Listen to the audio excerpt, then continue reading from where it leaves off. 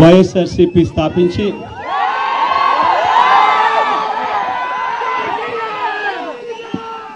పదహైదు సంవత్సరాలు దాదాపుగా ఈ రోజుతో మొదలవుతా ఉంది. ఈ 15 సంవత్సరాల ఈ వైఎస్ఆర్సీపీ ప్రయాణంలో మొట్టమొదటి రోజు నుంచి ఈ పార్టీ పుట్టింది కష్టాల్లో నుంచే పుట్టింది. ప్రజల కష్టాలను వైఎస్ఆర్సీపీ పార్టీ తమ కష్టాలుగా భావించి ప్రజల తరపున వాయిస్ ఆఫ్ ది వాయిస్లెస్ కింద ప్రతి అడుగులోనూ పోరాటం చేస్తూనే వస్తూ ఉంది వైఎస్ఆర్సీపీ. ఈరోజు ప్రతిపక్షంలో మనం కూర్చోవడం కొత్త కాదు. ఈ 15 ఏళ్ల మన ప్రయాణంలో 10 సంవత్సరాలు మనం ప్రతిపక్షంలోనే ఉన్నాం. దీటైన సమాధానం అధికారంలో ఉన్న వాళ్లకు ఎప్పుడు ఇస్తూనే వచ్చాం.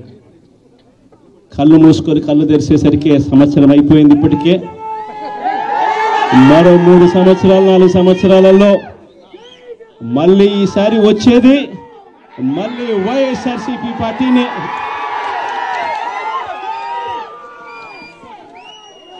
ఈరోజు వైఎస్ఆర్సీపీకి సంబంధించిన ప్రతి కార్యకర్త కూడా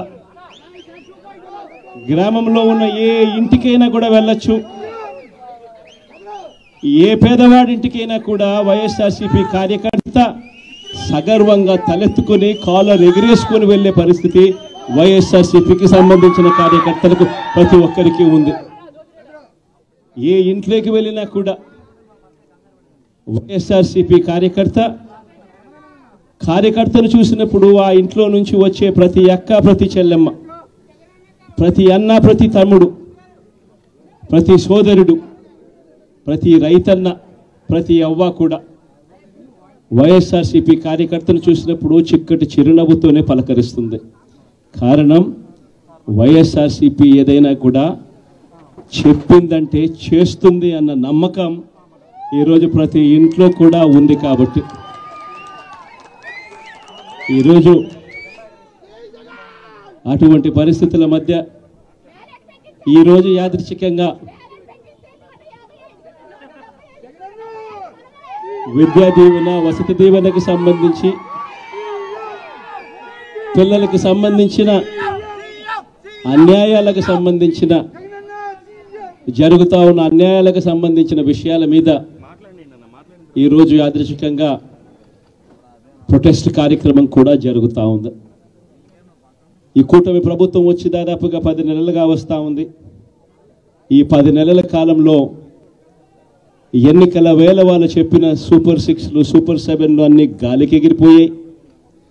వ్యవస్థలన్నీ కూడా చదువులు కానీ, వైద్యం కానీ, గవర్నెన్స్ కానీ, వ్యవసాయం కానీ ఏది చూసుకున్నా కూడా వ్యవస్థలన్నీ కూడా నిర్వీర్యమైపోయిన పరిస్థితులు కనిపిస్తూ ఉన్నాయి. ఈరోజు పిల్లలకు సంబంధించిన ఫీజులకు సంబంధించిన బకాయిలు కూడా సంవత్సర కాలంలో ఫీజు రీఎంబర్స్మెంట్కు కావాల్సింది ఒక్కొక్క క్వార్టర్కు 700 కోట్ల రూపాయలు చొప్పున సంవత్సరానికి 2800 కోట్ల రూపాయలు విద్యా దీవెన కింద 4 క్వార్టర్లకు సంబంధించిన కేటాయింపులు చేయాలి. అంటే 2800 కోట్లు. వసతి దీవెన కింద ప్రతి ఏడాది ఏప్రిల్ మాసం వచ్చేసరికి 1100 కోట్ల రూపాయలు కేటాయింపులు చేయాలి. అంటే గత ఏడాది ఈ 1100 కోట్లు, 2800 కోట్లు, ఈ రెండింటికి సంబంధించి 3900 కోట్ల రూపాయలకు కేటాయింపులు చేసి ఖర్చు చేసి పిల్లల చదువులను ప్రోత్సహించాల్సిన పరిస్థితిలో ఈ ప్రభుత్వం చేసింది ఏమిటి అనంటే కేవలం 700 కోట్ల రూపాయలు మాత్రమే ఇచ్చి చేతులు దులుపుకున్న పరిస్థితులు. అంటే 3200 కోట్ల రూపాయలకు సంబంధించిన బకాయిలు పెండింగ్లో పెట్టారు. అదే మాదిరిగా మళ్ళీ ఈ సంవత్సరం 2024-25, 2025-26కు సంబంధించిన ఈ సంవత్సరానికి సంబంధించి ముందుకు పోవడానికి ఈ సంవత్సరానికి సంబంధించిన విద్యా దీవెన కింద 4 కోట్లు, ఈ విద్యా దీవెనకు సంబంధించి ఈ 2800 కోట్లు మళ్ళీ కావాలి. 1100 కోట్లు వసతి దీవెన కింద కావాలి. ఇవన్నీ కూడా కలిపితే మరో 3900 కోట్లు.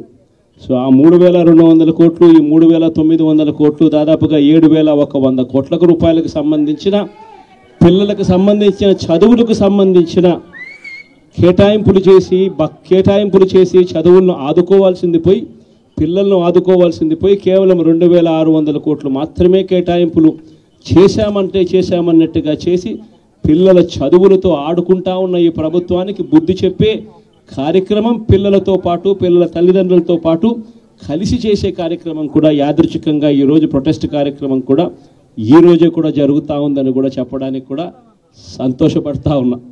వైఎస్ఆర్సీపీ ప్రభుత్వం ఎప్పుడూ కూడా ప్రజలకు తోడుగా ఉంటుంది, ప్రజలకు ఎప్పుడూ కూడా అండగా నిలబడుతుంది, ప్రజల తరపున ఎప్పుడు గొంతుకై వైఎస్ఆర్సీపీ ఎప్పుడూ ప్రజలకు అండగా ఉంటుందని మరొక్కసారి తెలియజేస్తూ ఈరోజు ప్రొటెస్ట్ కార్యక్రమంలో పాల్పంచుకుంటా ఉన్న ప్రతి ఒక్కరికి, ప్రతి కార్యకర్తకు, ప్రతి నాయకునికి, అదేవిధంగా పిల్లల తరపున, పిల్లల తల్లిదండ్రుల తరపున వాళ్ళతో పాటు కలిసికట్టుగా ప్రయాణం చేస్తూ ఉన్న ప్రతి ఒక్కరికి కూడా ఈ సందర్భంగా మీ అందరికీ కూడా చేతులు జోడించి పేరు పేరున మీ అందరికీ కూడా కృతజ్ఞతలు తెలుపుతా ఉన్నాను. వైఎస్ఆర్సీపీకి సంబంధించిన 15 సంవత్సరం లేక అడుగు పెడతా ఉన్న ఈ సందర్భంలో వైఎస్ఆర్సీపీకి సంబంధించిన ప్రతి నాయకుడికి, కార్యకర్తకు ఈ సందర్భంగా కంగ్రాచులేషన్స్ కూడా మరొకసారి కూడా తెలియజేస్తాను.